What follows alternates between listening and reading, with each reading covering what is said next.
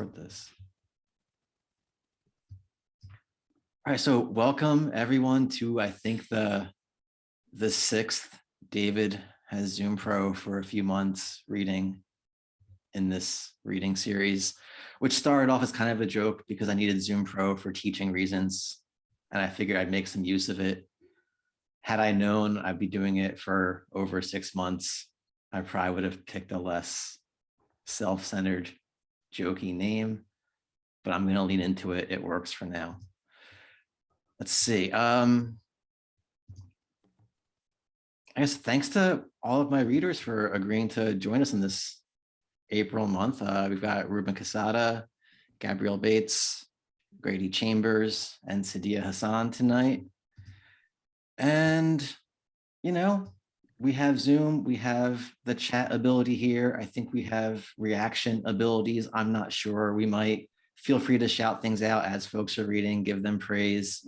I will use the chat to share bios, share links to their books, because I really hope you will buy their books, or I guess sign up for our mailing list to be notified of when their books will be coming out.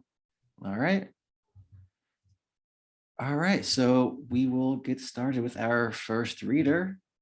We have Gabrielle Bates, who is the author of Judas Goat, forthcoming from Tin House in 2023. Originally from Birmingham, Alabama, she currently lives in Seattle, where she manages the parlor at Open Books, a poem emporium, and co-hosts the podcast, The Poet Salon. Her poems have appeared in The New Yorker, Plowshares, APR, and the BAX Best American Experimental Writing Anthology, among other places. And she teaches occasionally through Hugo House, the Rosenbach Museum, and the University of Washington Center in Rome. Hello. Well, hi. Thank you. Thank you for clapping, Ruben. That was really cute. It's so wonderful to be a part of this. For some reason, I feel compelled to read this poem by Gwendolyn Brooks to start. It's not one I've ever read at anything before, and I can't even really articulate why I want to read it today. I just do. It's from the Bean Eaters, and it's called The Egg Boiler. Being you, you cut your poetry from wood. The boiling of an egg is a heavy art. You come upon it as an artist should, with rich-eyed passion and with straining heart. We fools, we cut our poems out of air, night color, wind soprano, and such stuff. And sometimes weightlessness is much to bear. You mock it, though, you name it not enough. The egg spooned gently to the avid pan and left the strict 3 minutes or the 4 is your enough and art for any man. We fools give courteous ear, then cut some more, shaping a gorgeous nothingness from cloud. You watch us, eat your egg, and laugh aloud.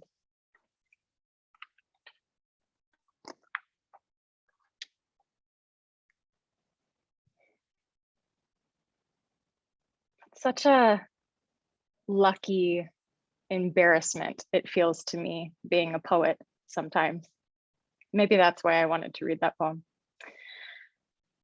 So something I've noticed is most people, when they have a title poem for their book, it tends to be the longest poem in the book, or something that feels really lengthy and substantial. And it occurred to me recently that the title poem for my forthcoming book, Judas Goat, is actually one of my shortest. It could have been a sonnet, but I got too excited about some line breaks near the end. So I'm going to read that one. This is Judas Goat. We of our ends are perhaps all this oblivious. One goat trained to live with the sheep, neck bell jingling in and out of the slaughterhouse. To the goat, the shackling pen is no more than another human room. After it's fed a feast of roughage, sprigs of sage timothy, cedar chips, carrot beards. It sleeps. What sheep? Wild goat's eyes, when we catch them, are always open, but this goat dreams. Its lips twitch as it lies, curled chin to thurl behind the pin. Each morning, that silver bell is affixed to its neck. It leads the flock. Wider than all the loose-legged lambs, it approaches under a bright summer sun, the gate. Grass on either side, green. I am too dying of what I don't know.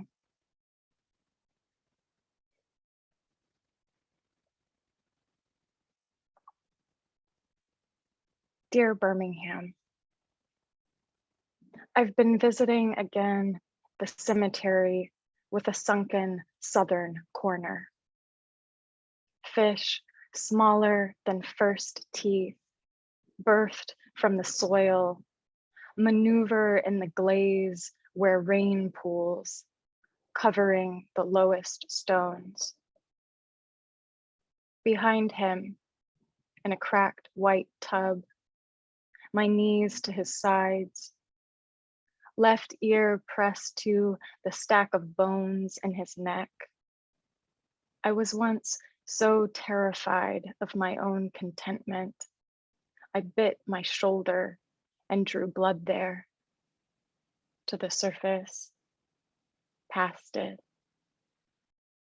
What I have wanted most is many lives, one for each longing, round and separate. Sometimes I bring figs here, asphyxiating in plastic, for their distant echo of your humid ghost flesh air, that almost a human air. I was born in autumn as it fled underground to be fed to a body of water that only swallows.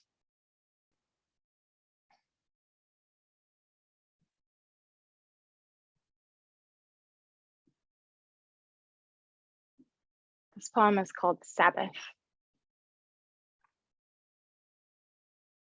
Round white mushrooms emerge in clusters overnight, soil scattered across their brows like Catholics bearing ash.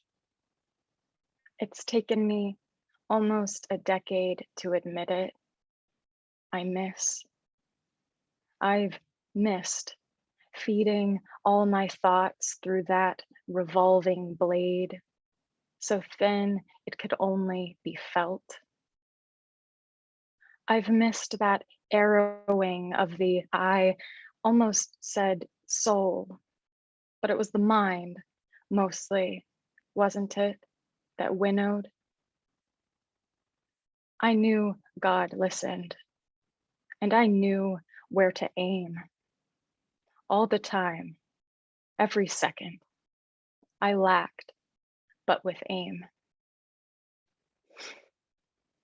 I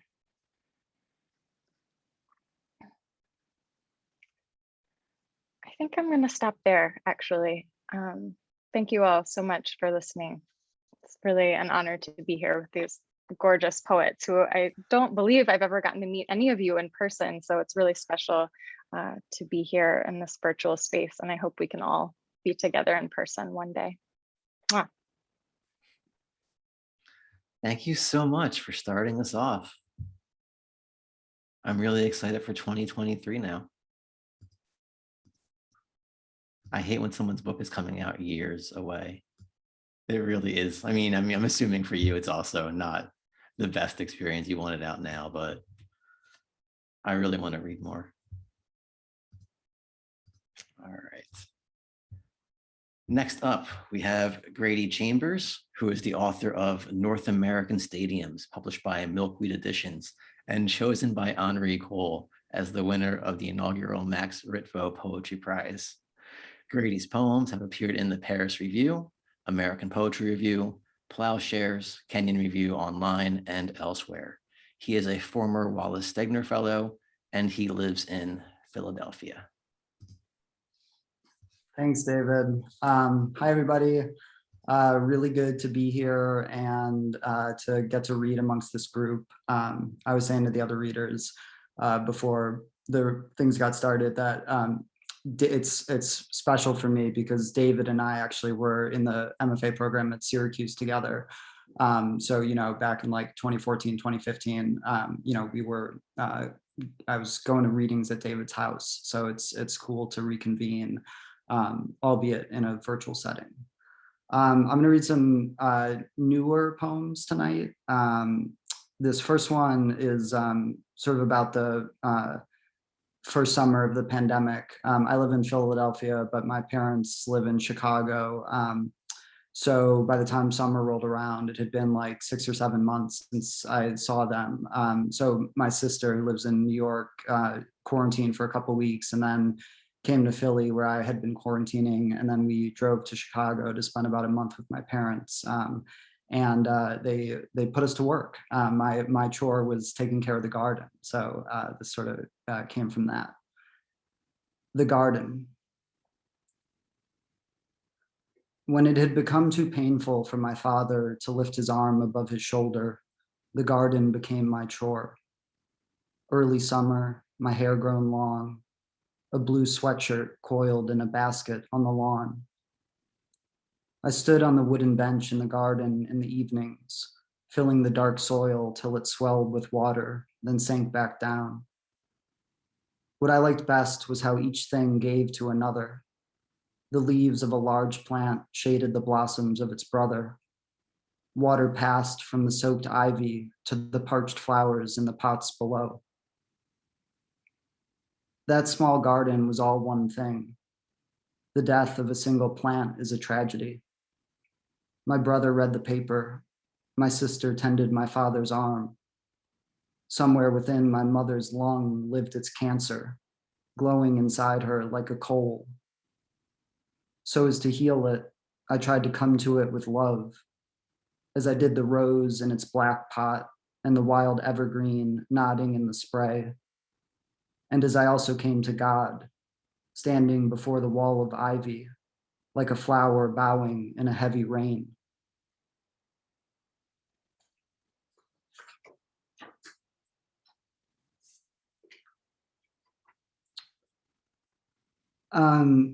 The manuscript that I'm working on now is all the poems really center around a relationship. So I'm going to read some poems from that. This first one is called The Table. Living on my own, I kept a cleaner room than when we'd lived together. That was a joke we used to share, that we cleaned only when we fought. And I remembered crying one morning, though I'd pretended to scrub the bathroom tile, bewildered how unloved I felt, as in another room, surely, she must have felt unloved too. This morning, I cleaned the living room floor, sweeping from the outside in, until all the dust was gathered at the center. When I stepped back, I noticed the 2 chairs from the table we had shared nudged back from where I'd swept beneath them, as if we'd just been sitting there.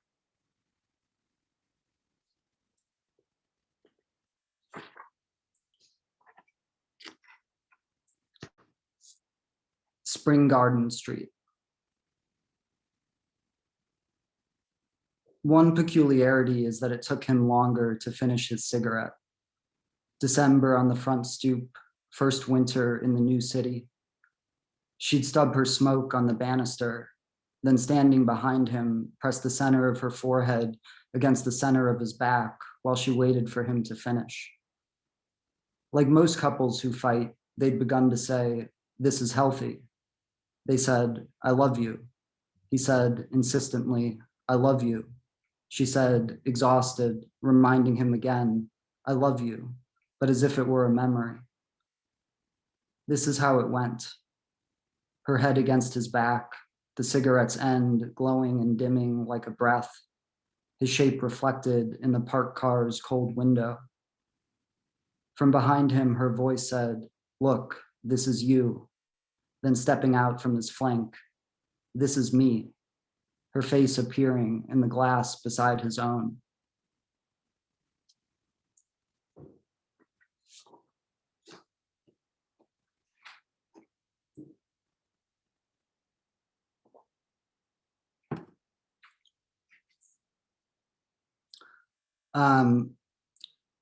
This next poem is called Lost Glass.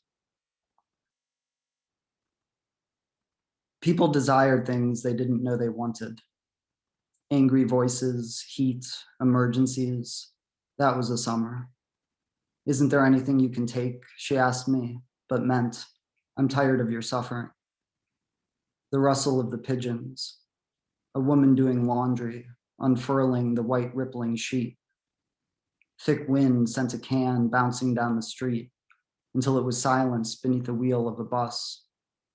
We made love, if you call it that, once that month. I had a dream in which a voice said, "Make a mountain of this work, something that can be climbed." I woke and walked the wide and quiet streets, repeating that phrase like a mantra. The man with the crosshatched jacket I passed each day going to the office, I never caught his eye, though I tried. Los Angeles, I thought, lost glass.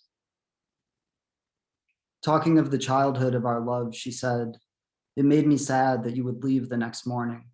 It made all the sense in the world. It just made me sad." Vomit on the street on graduation day. A burned field to the side of the highway.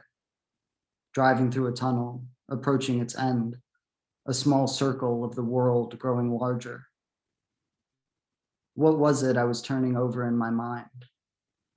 The standard image of loneliness in the city is to brush against a stranger. I felt the warmth from the waiter's hand transferred to the wine glass stem. I held it close. As close as I came, no one brushed against me.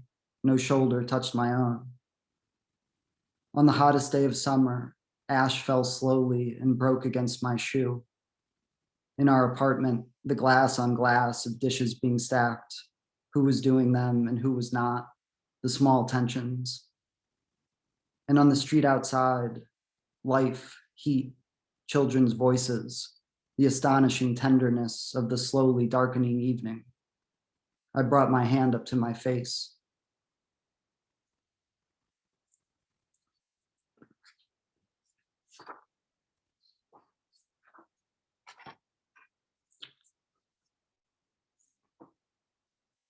All right, I think I'm gonna read two more poems. This is called Starlight Boulevard. After we separated, I walked in the mornings through that new part of the city, its streets named for precious stones. I could never remember if jade came before ruby, whether Garnet Street preceded opal.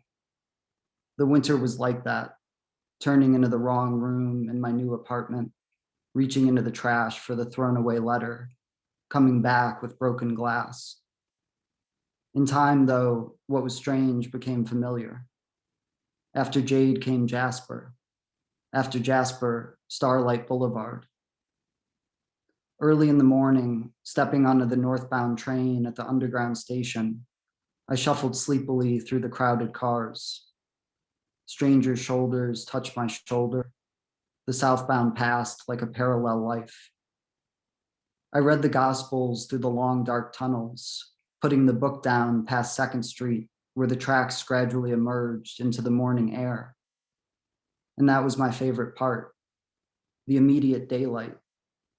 the massive stanchions of the blue bridge above the wide river, and the freight trains, their true size made small by distance, crossing over.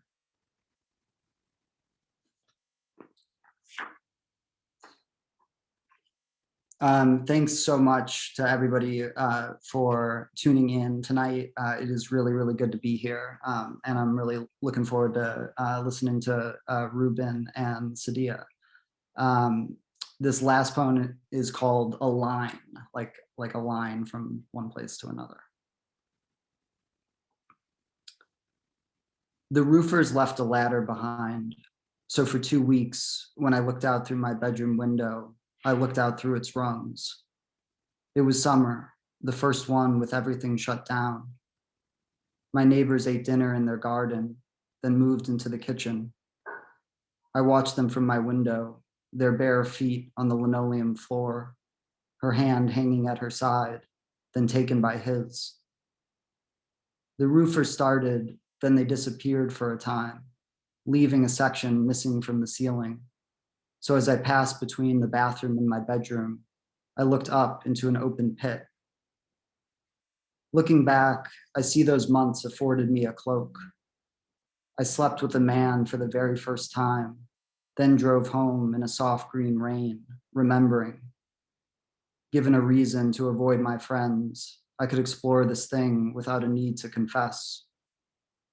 That first day, when the roofers left the ladder and the ceiling was stripped away, I climbed the stairs to discover my whole apartment covered in dust. In the dusk, I stood there. With my finger, I traced a path through the grime on the kitchen counter, like a line clear through the center of my life. Thanks.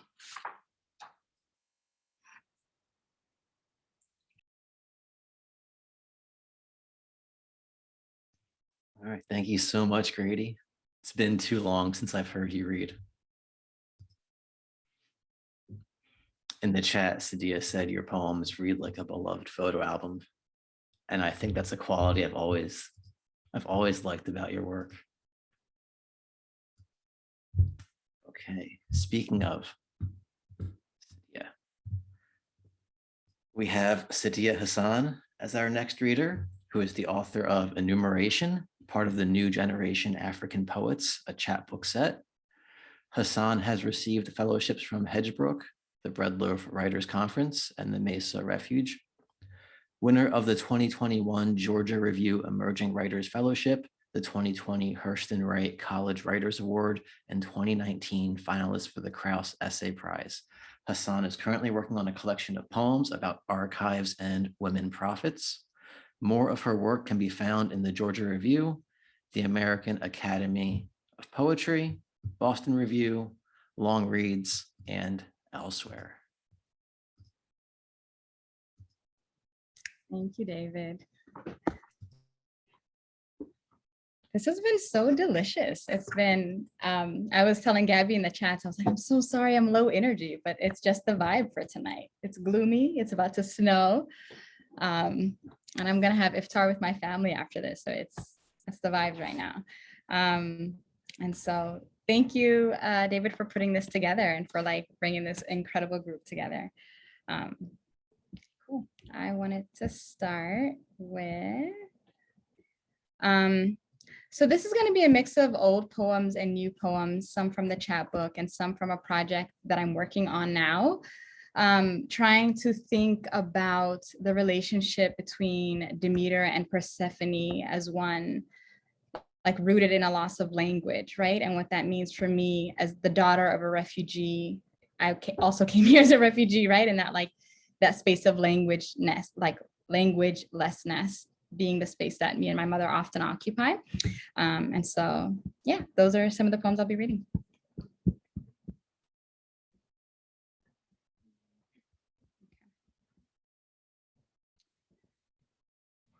The first poem is Untitled.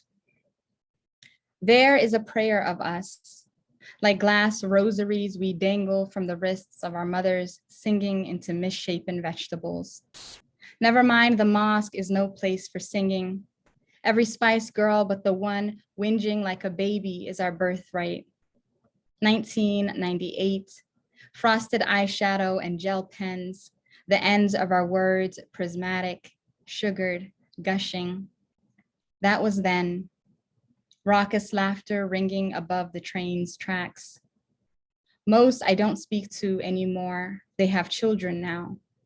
Secrets buried where we've buried everything else, in the marrow waiting to bubble and scream, pinch us awake. The body eventually escapes, as the air might of a yelp. The mind might never.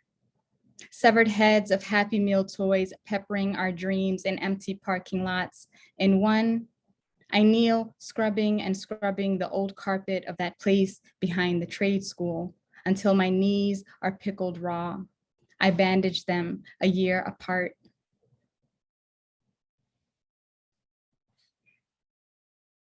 Language lesson, refugee.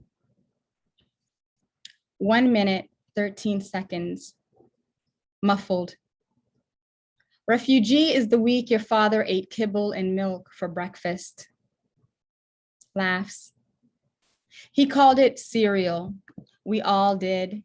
When we seeded our lives to tiny lights along an exit route, sense became slurried by memory and its war, the tongue as useless as the flesh of an orange gone dry. At the church where we learn English, Hecate chews with her mouth closed. Suppose she never opens it again. How would we have found you? 2 minute, 25 seconds. Inaudible. What is a refugee? Me, I am a refugee. Of those who run and keep running. When news arrived that your father had tricked you into marriage, I ran from his people. I ran to the desert and I ran to the sea. I ran into a prophet and learned that he was only ever a man. In Baca, his wife gave birth bone dry while running between hills. Blood ran from her eyes into the valley and its streams. Her child struck the earth with his heels and out gushed a clear brook. I bathed in the brook and took leave. I walked for years repenting. A woman slept for a century under an umbrella thorn, which had once been a woman seeking refuge from a man who loved her. I entered their dreams and divined a shepherd. She woke to blood. A lone cloud hung like a laurel wreath above her head. One morning, she stood to bellow a fire that would swallow the valley and its people. I brought her water to drink. She willed it to kindling. Click. New cassette. Humming. 2 minutes, 39 seconds. Tell me the dream. Help me remember. Where did we hide? How did we slumber those first nights? Pine needles in a stack at our feet, bundles of eucalyptus stuffing our pillows. Or did we lay cold across concrete leadened with shisha and liquor, the balcony squealing with your cousins, our lace slips necking the summer air? Sigh. It has been so long since you have called me mother. 2 minutes, 50 seconds. Persephone. The problem with the archive is also its saving grace. It disappears, the story it keeps surfacing. Summer arrived and kept arriving without you. All right. Enumeration. I wake up one day in a city I've lonelied with my leaving, noting the newness of my life. I deadhead marigolds and arrange the flowers in a drinking glass, spit the shells of sunflower seeds into a pale blue bowl. Listen for the clink before blinking. I cannot tell you how, or I can. I did not die from the shame, that's how. I memorized my responsibilities, paid my bills, but it is hard on the days I leave home in a hurry. And suddenly sun, a flash of teeth from a stranger's curved face, a column of wind bellowing out of me. Did you know? A woman's body can be cleaved, fresh as torn earth, and no one, Not even her mother can put it back right. Men think they can take what they like as if no one will miss it. But I have always missed what was taken from me without permission. I wake some mornings bloated with missing. I root for it in the cupboard, and I root for it in the dirt. My hair, the men, their hands, the mist, and the missing, being all that remains for lifetimes after. All right, thank y'all so much. I think I'll stop there. Yeah, this is wonderful. Thank y'all. Thank you so much, Sadia. Sadia was actually recommended by one of my previous readers, Christian Collier, and I'm so happy he brought your poetry into my life. All right, our final reader is Ruben Quesada, PhD, who is the editor of Latinx Poetics, Latinx Poetics, Essays on the Art of Poetry, author of Revelations, Next Extinct Mammal, and translator of Exiled from the Throne of Night, selected translations of Louise Cernuda. His writing appears in the Harvard Review, Best American Poetry, American Poetry Review, Plowshares, and elsewhere. He has served as an editor and coordinator for The Rumpus, Kenyon Review, Agni, Pleiades, Publishing Triangle Awards, and PEN America Literary Awards. He hosts a monthly literary broadcast called the Mercy Street Readings and serves on the board of the National Book Critics Circle. He lives in Chicago. Hi, everyone. What a dazzling journey of the imagination, from Gabrielle's dreamy goat to the astonishing garden of Grady's mother, or the precious stones of street names, and to Sadia's sugared makeup and the pop music of the 90s. What a wonderful night. I'm honored to join you all.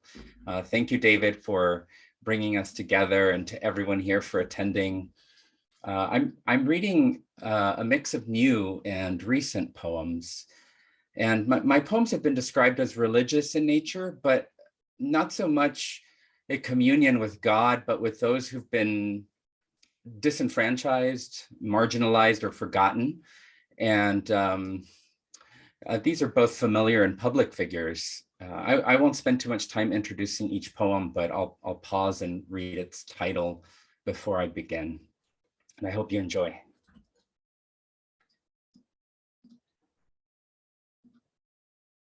"1987. On broadcast television, I watch R. Bud Dwyer. He gives his life away. He is about to speak live and direct before a group of reporters, but they are tired of this story. Why is this news? This will hurt someone, says a voice as thick as skin.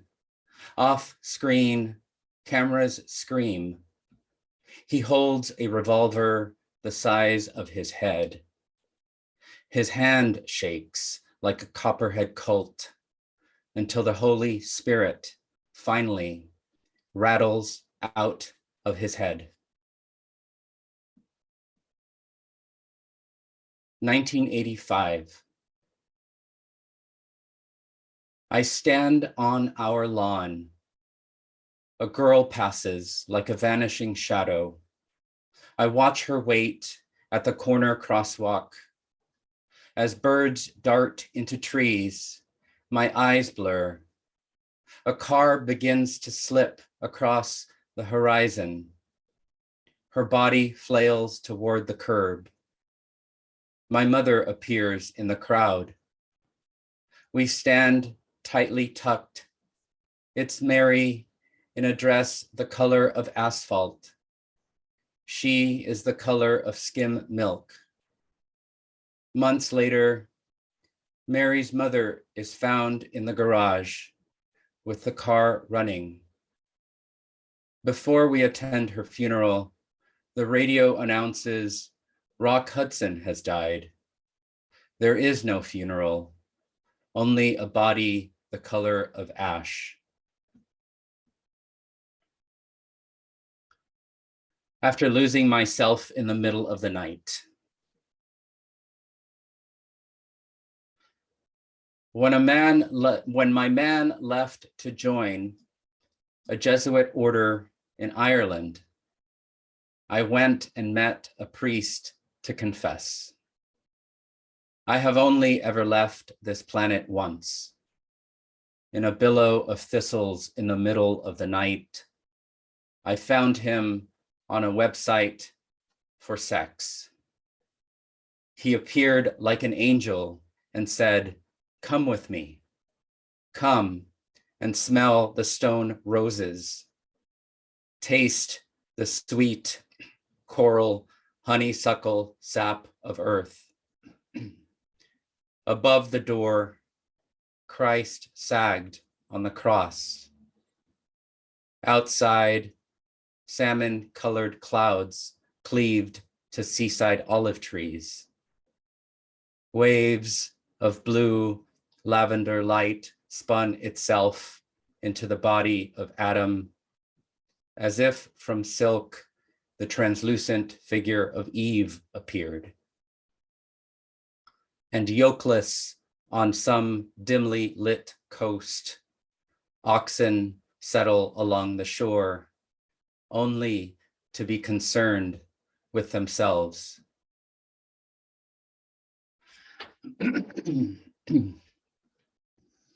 Oathkeeper.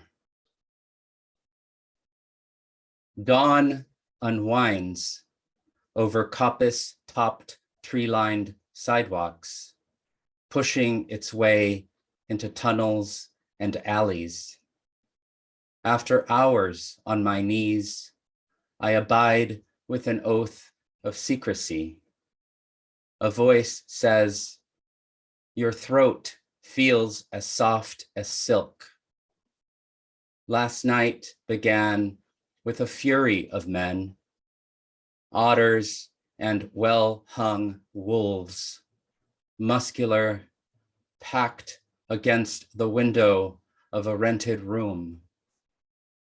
They don't stop until frost pierces the shade and my raw, anchored breath clouds around us.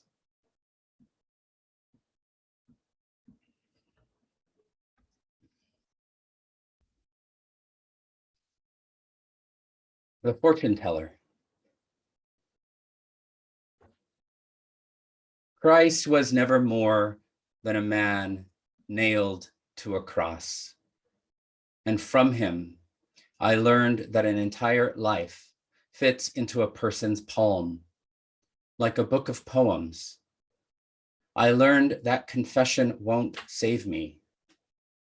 I met a fortune teller years ago in San Francisco at Dolores Park on a radiant late afternoon. The sun slanted across bodies of slack line wrapped palm trees. I too must have been radiant. As I passed, a woman crouched at the base of a tree who knew no better pulled me toward her, held my hand and made it float face up into the pool of air between us. Her fingers traced creases of 7s or L's into my palm. She began to sketch a future I once wanted, a life of fortune and fame, into neat curves from thumb to wrist. Then my hand dropped. Her green scarf drifted into her face as she coughed. She turned, wiping her mouth, and said, "It was quiet. As your mother died, a haze of zinnias hushed in the rain." And I'll end on this one. Thank you again for having me. This is Genesis.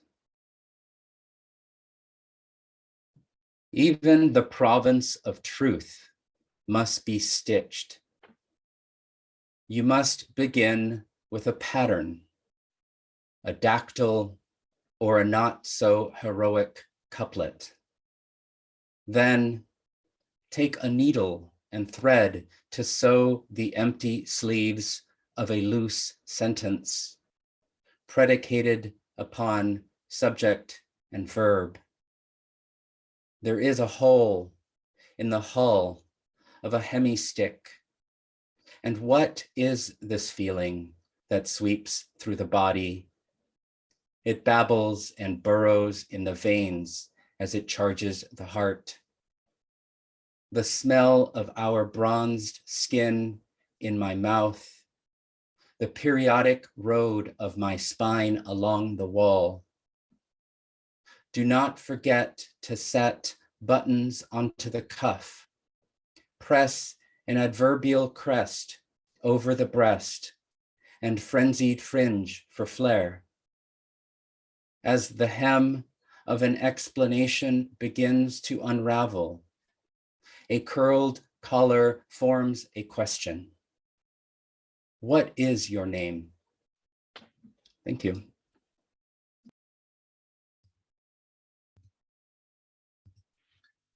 Thank you, Ruben, for bringing us to an absolutely incredible, powerful close. Unfortunately, that's the end of our reading. I just put everyone's links back in the chat, so please buy their books or sign up to be notified of when their books are going to be released. I want to thank my readers again, Ruben, Gabrielle, Sadia, and Grady. Thank you so much for taking the time out of your life to share your work with us tonight. I really, really, really, really, really, really appreciate it. Thank you. And of course, thank you to the audience for showing up to hear all of their work. Let's have one of those awkward, weird Zoom rounds of applause that are somewhat silent. Maybe they're via text, maybe they're via reaction. I don't know. Whatever we want to do via Zoom. Thank you all for coming out tonight. Thank you for joining us. The next one will be, I believe, Friday, May 6th. So again, in about a month. And I hope you'll all come back. We actually have a Twitter account now, and I say we because I'm talking about myself in this weird plural. But it's at David Has Zoom Pro. That's us on Twitter finally. And I gotta stop saying us. I know I sound crazy. But thank you all. Have a good night.